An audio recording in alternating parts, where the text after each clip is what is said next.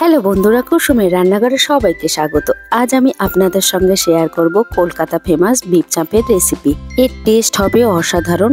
এই রকম ভাবে বানালে বিফটা হবে খুবই নরম। তাহলে পুরো রেসিপিটা দেখার অনুরোধ রইল। আমার রেসিপি ভালো লাগলে চ্যানেলটাকে সাবস্ক্রাইব করবেন, পাশে থাকা বেল আইকনতে ক্লিক করবেন পরবর্তী রেসিপি পাওয়ার জন্য। এখানে আমি একটা বাটিতে 1 চামচ পোস্ত, 2 চামচ কাজু আর 2 চামচ চাল মগজ দিয়ে দিয়েছি। অল্প জল দিয়ে এটা কিছুক্ষণের জন্য ভিজিয়ে রেখে দেব।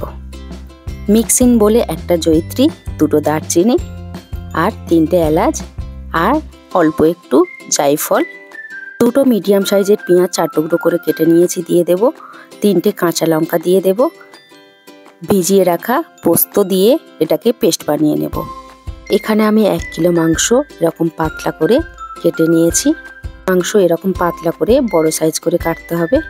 একটা বোল নিয়েছি, মাংসগুলো দিয়ে দেব।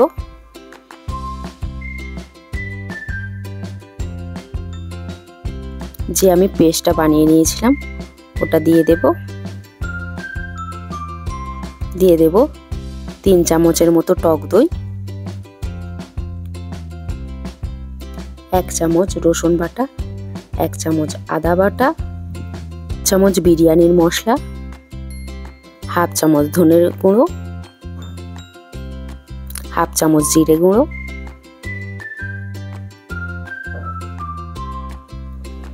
1 চামচ গোলাপ জল, 1 চামচ কেওড়া জল, একটু মিঠা আতর দিয়ে দেব।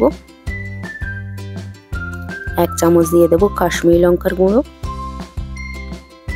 স্বাদ মতো লবণ, 1 চামচ দিয়ে দেব সরিষার তেল। দিয়ে আমি এগুলো মাংসের গায়ে ভালো করে মাখিয়ে নিতে হবে। একটু টাইম নিয়ে মাখাবেন। এরকম ভাবে মাখিয়ে ওভারনাইট রাখতে পারেন, রাখলে ভালো হয়।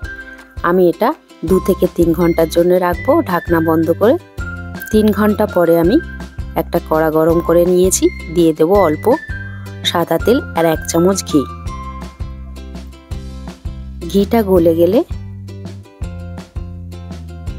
আমি দিয়ে দেব মাংসর টুকরো একটা একটা করে দিয়ে দেব। আমি মশলাগুলো এখন দিইনি।